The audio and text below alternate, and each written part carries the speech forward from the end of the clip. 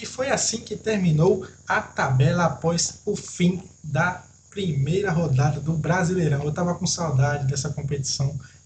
Sinceramente, para mim, é a competição mais emocionante que tem o Brasileirão, pois os times sempre têm ali um nível muito parecido, com algumas pequenas diferenças ali entre o Flamengo, Palmeiras, Atlético Mineiro, até o próprio Cruzeiro hoje, que está investindo muito no seu time para ter jogadores aí midiáticos, apesar de não ter tido feito um bom campeonato mineiro, mas são times aí que vão tentar disputar o título do Brasileirão, na minha opinião, em 2025.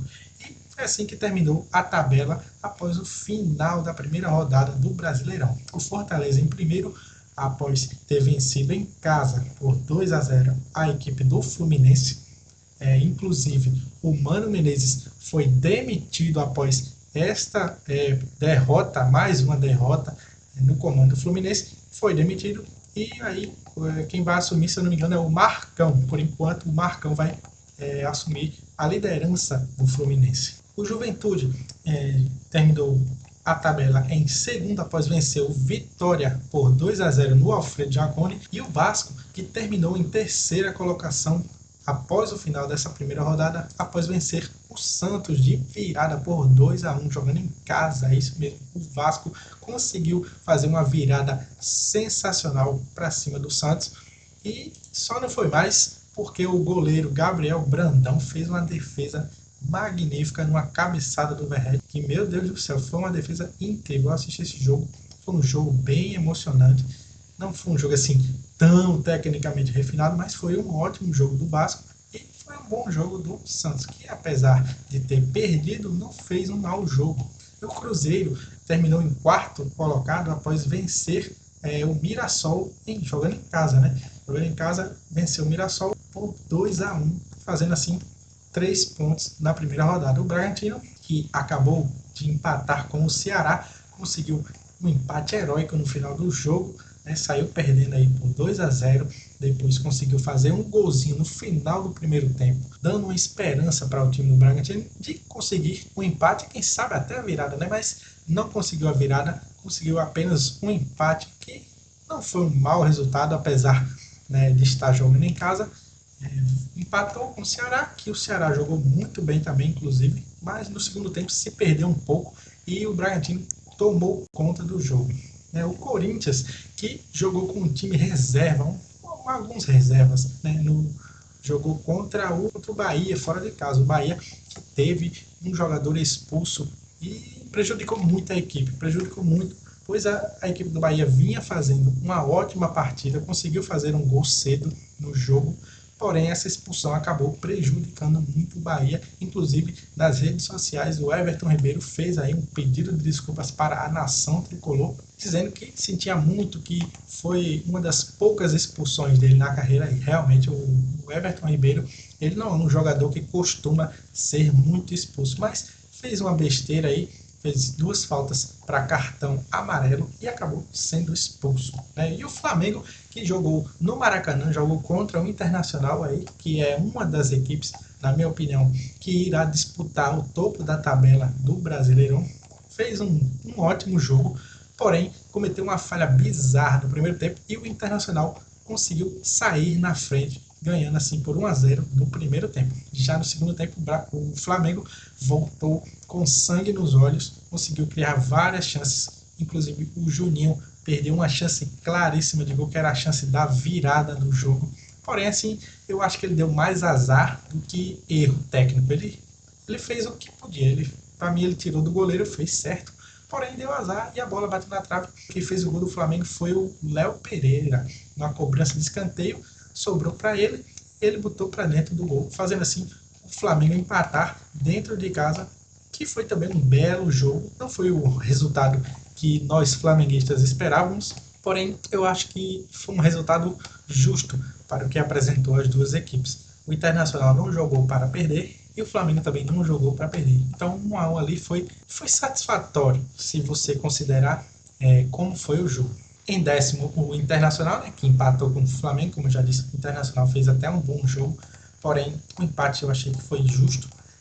O Bahia, que empatou com o Corinthians, né, como eu já havia falado, está em 11º. O São Paulo, que empatou vergonhosamente contra o Sport dentro de casa. O São Paulo teve a chance de sair na frente do marcador com um pênalti marcado que, na minha opinião, foi um pênalti bem duvidoso, porém foi marcado pelo juiz e o Caleri isolou o pênalti, chutou lá na lua. Muita gente fez, inclusive vários memes com ele, de literalmente ele chutando a bola e a bola caindo lá na lua, ou a bola se perdendo no espaço, enfim.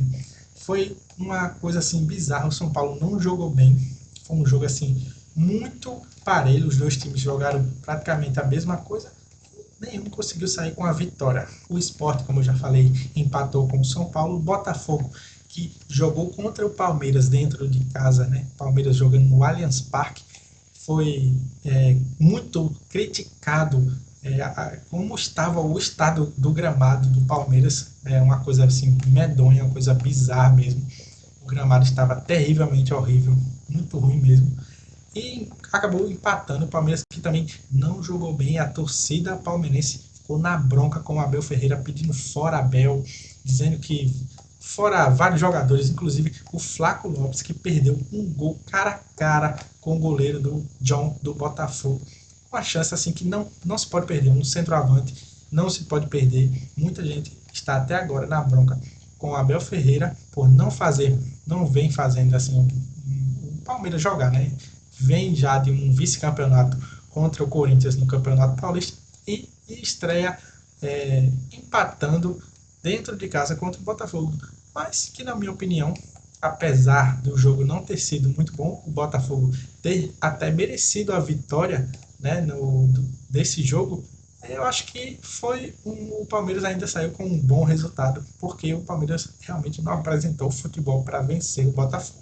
E o Atlético Mineiro, né, que perdeu para o Grêmio por 2-1, o Grêmio que saiu com 2-0 no placar, e o Atlético Mineiro descontou com o Rony de cabeça, o Rony que vem sendo muito importante para esse Atlético Mineiro nesse começo de temporada, vem jogando muito o Rony, fazendo muitos gols. Foi chutado do Palmeiras, né? O Rony, a torcida já não aguentava mais o Rony, chamava o Rony de bagre, e o Rony vem aí mostrando que de bagre ele não tem nada, ele é um jogador muito esforçado. Eu gosto muito do Rony, apesar dele não ser um jogador que tem ali um refino técnico muito grande, mas ele é um jogador esforçado, é um jogador que nunca desiste e merece muito o que está passando no Atlético Mineiro, né? Está jogando muito. O Santos, que perdeu para o Vasco, como já falei, o Mirassol, que perdeu para o Cruzeiro, que eu também já falei, já está na zona do rebaixamento. O Fluminense, que perdeu para o Fortaleza, está em 19º na zona de rebaixamento, né? E o Fluminense gosta de estar na zona de rebaixamento aí no Campeonato Brasileiro.